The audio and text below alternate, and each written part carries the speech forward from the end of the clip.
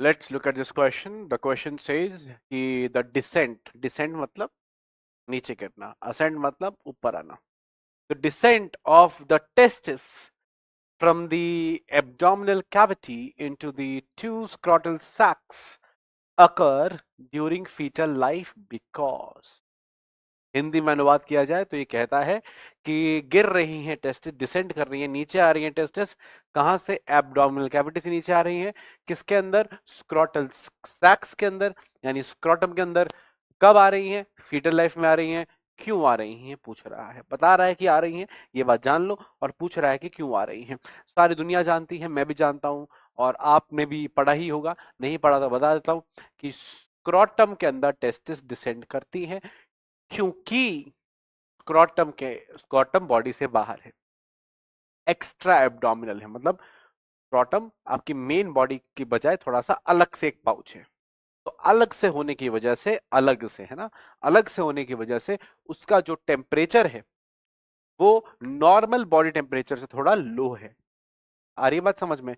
Normal body temperature मान लीजिए अगर 37 डिग्री सेल्सियस है, तो स्क्रॉटम का जो टेम्परेचर है वो करीब करीब 35 डिग्री सेल्सियस है. और ये जो थोड़ा ठंडापन है किसका? स्क्रॉटम का. ये बढ़िया है, ये ऑप्टिमम है. किसके लिए? स्पर्मेटोजेनेसिस के लिए. स्पर्म प्रॉपरली बनते रहे उसके लिए बहुत ज्यादा क्या है कि इंपॉर्टेंट है. ठीक है ना? क्योंकि अगर आप टेम्परेचर बढ़ा दोगे या घटा दोगे तो स्पर्मेटोजेनेसिस प्रॉपरली नहीं होगा.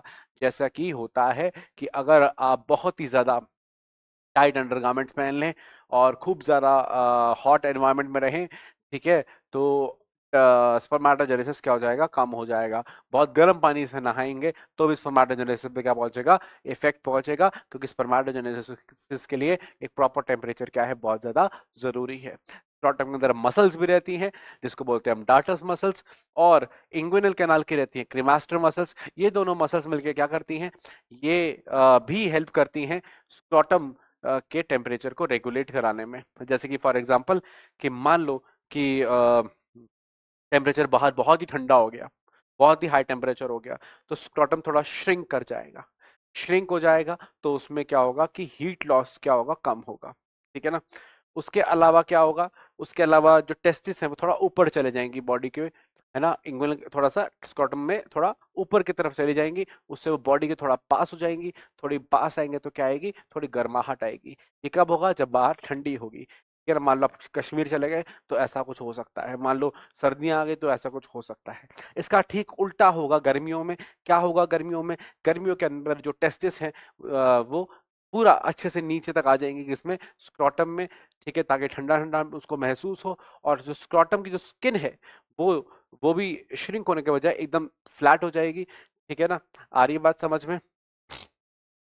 क्लियर है पॉइंट? ताकि आराम से एयर जो है आती जाती रहे, और ठीक है, हीट लॉस इजीली होता रहे, और कोई कंजर्वेशन ऑफ हीट हमको नहीं चाहिए, क्योंकि गर्मियां हैं, हमें टेस्टिस ठंडे रखने हैं. और कैसे रखेंगे? स्क्रॉटम में. तो स्क्रॉटम का जो मेन फंक्शन है अल्टीमेटली क्या है? टेम्परेचर को मेंटेन करना फॉर दी कंटिन्यूअस स्पर्मेटोजेनेसिस. ठीक है, और यही हमारा आंसर हो जाएगा. और ये ऑप्शन हमें दिया गया है in option C. The normal spermatogenesis cannot occur at body temperature. Body temperature पे वो नहीं हो सकती, उसे चाहिए थोड़ा सा लोअर टेम्परेचर. बाकी सब बेकार ऑप्शन है. जैसे additional room is required for the room, मतलब यहाँ पे रूम वो घर का रूम नहीं है, ड्राइंग रूम, फलाना रूम, धमकाना रूम, है ना, बाथरूम, वो नहीं बात हो रही है यहाँ. रूम का मतलब स्पेस है. रूम का मतलब स्पेस है. एडिशनल रूम मतलब स्पेस, एडिशनल स्पेस, एडिशनल जगह is required for the complete development of the testis. ऐसा कुछ नहीं है. टेस्टिस डेवलप अच्छे खासे हो जाते हैं, एब्डोमेन में काफी जगह रहती है. ऐसा बकवास कोई कॉन्टेक्स्ट नहीं है. The developing viscera in the abdomen move the foetal testis downward. ऐसा कुछ नहीं है. कोई ऑर्गन, विसरा मतलब ऑर्गन होता है बेटा. तो डेवलपिंग ऑर्गन्स का कोई रोल नहीं है टेस्टिस को नीचे खींच धकेलने में. Testosterone can be produced by the testes only when they are located in the scrotum. ये उतना अप्रोप्रिएट नहीं है. ठीक है, हालांकि थोड़ा सा इम्पैक्ट पड़ेगा टेस्टोस्टेरोन के लेवल्स पे अगर टेम्परेचर ऑप्टिमम नहीं होगा. लेकिन यस, लेकिन ये मेजर इम्पैक्ट नहीं है. एक्चुअली जो स्पर्म का फॉर्मेशन ही है ना, वो ही चाहिए होता है ऑप्टिमम टेम्परेचर पे. ज्यादा टेम्परेचर पे स्पर्म ही डिग्रेड कर जाता है. ठीक है ना। तो ये ज्यादा स्पर्मेटोजेनेसिस से रिलेटेड है, थोड़ा सा फिजिकल एबनॉर्मेलिटी से ज्यादा रिलेटेड है, rather than a hormonal abnormality.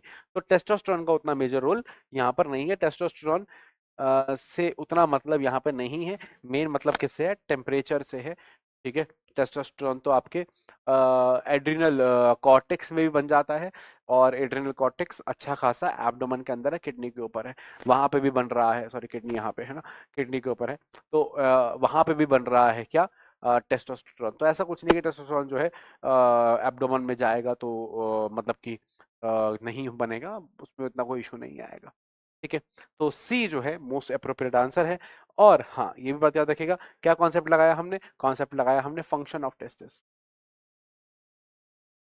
Function of testis. तो ये हो गया आपका आंसर सी, और ये हो गया आपका concept that is function of